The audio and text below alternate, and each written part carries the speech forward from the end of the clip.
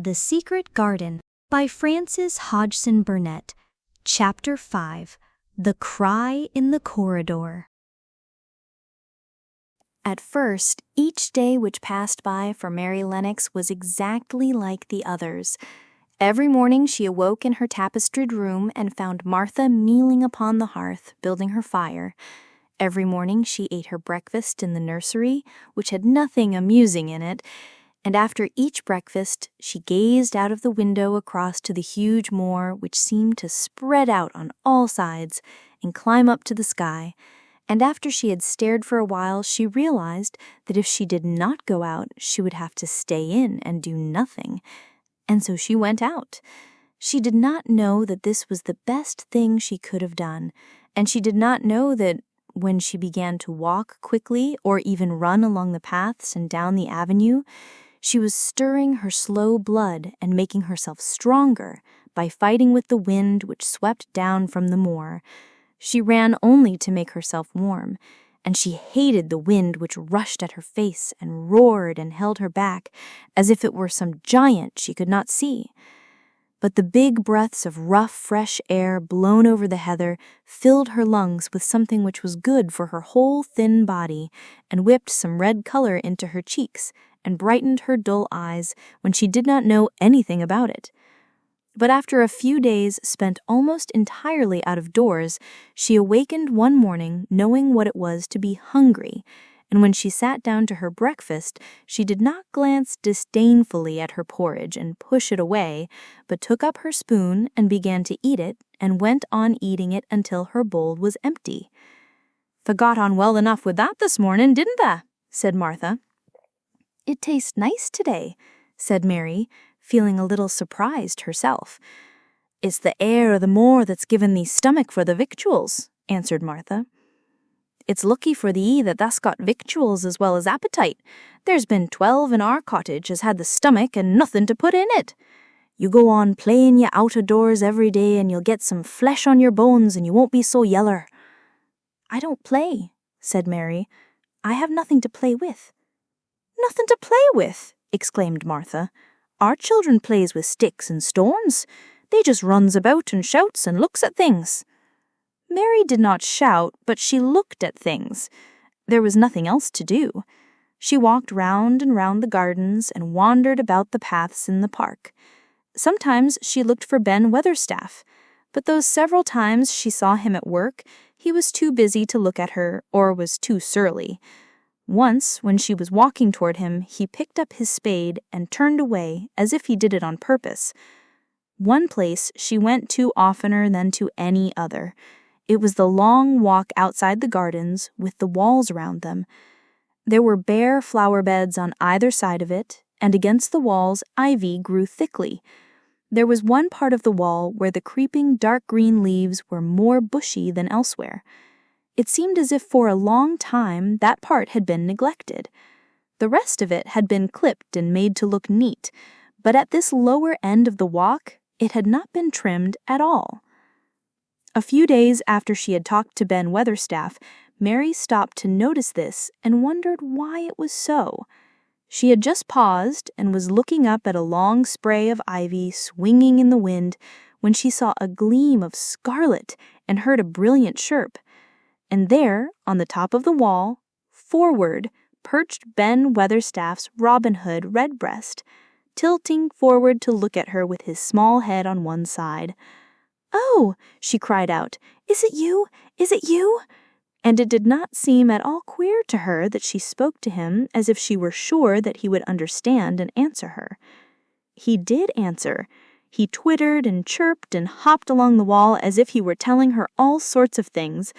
It seemed to Mistress Mary as if she understood him too, though he was not speaking in words. It was as if he said, "Good morning. Isn't the wind nice?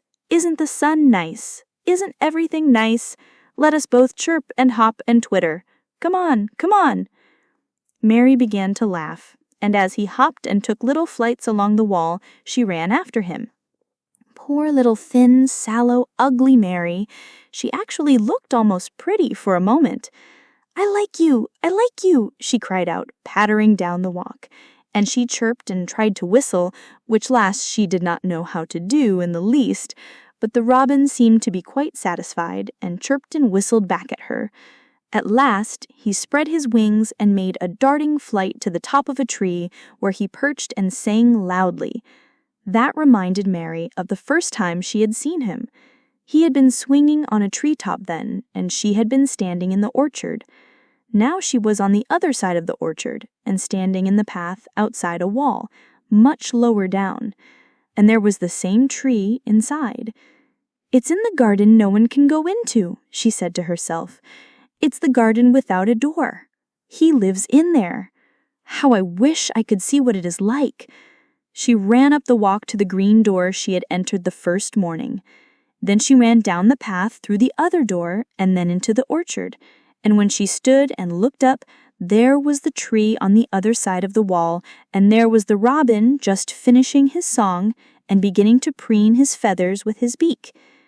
"It is the garden," she said. "I am sure it is."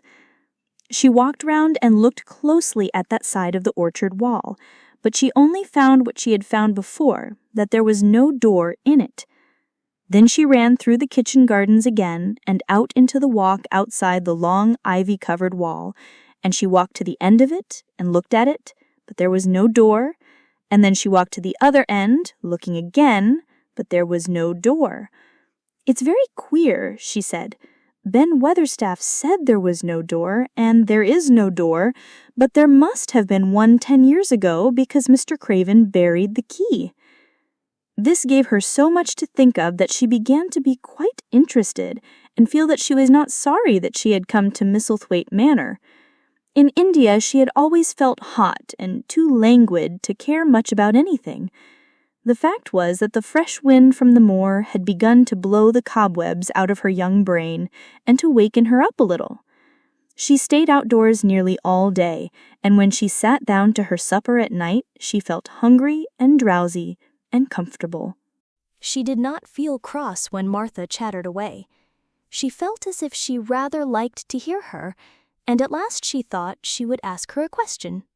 She asked it after she had finished her supper and had sat down on the hearth rug before the fire. "Why did Mr. Craven hate the garden?" she said. She had made Martha stay with her, and Martha had not objected at all. She was very young and used to a crowded cottage full of brothers and sisters, and she found it dull in the great servants' hall downstairs, where the footmen and upper housemaids made fun of her Yorkshire speech and looked upon her as a common little thing, and sat and whispered among themselves. Martha liked to talk, and the strange child who had lived in India and been waited upon by blacks was novelty enough to attract her. She sat down on the hearth herself without waiting to be asked. "At the thinking about that garden yet?" she said. "I knew that would. That was just the way with me when I first heard about it." "Why did he hate it?" Mary persisted. Martha tucked her feet under her and made herself quite comfortable. "Listen to the wind wuthering round the house," she said. "You could best stand up on the moor if you was out on it tonight." Mary did not know what wuthering meant until she listened, and then she understood. It must mean that hollow, shuddering sort of roar which rushed round and round the house, as if the giant no one could see were buffeting it and beating at the walls and windows to try to break in. But one knew he could not get in, and somehow it made one feel very safe and warm inside a room with a red coal fire. "But why did he hate it so?" she asked after she had listened. She intended to know if Martha did. Then Martha gave up her store of knowledge. "Mind," she said, "Mrs. Medlock said it's not to be talked about. There's lots of things in this place that's not to be talked over. That's Mr. Craven's orders.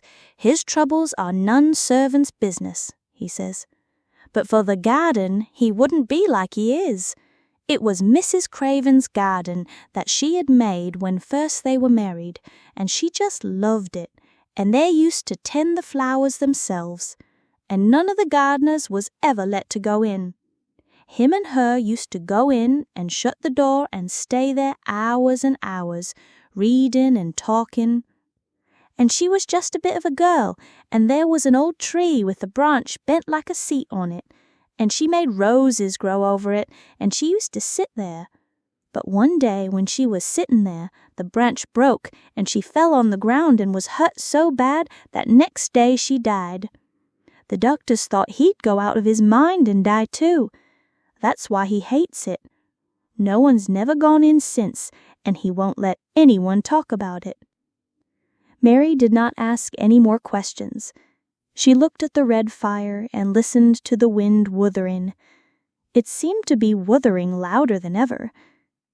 At that moment, a very good thing was happening to her. 4 good things had happened to her, in fact, since she came to Misselthwaite Manor. She had felt as if she had understood a robin, and that he had understood her. She had run in the wind until her blood had grown warm. She had been healthily hungry for the first time in her life, and she had found out what it was to be sorry for someone. But as she was listening to the wind, she began to listen to something else.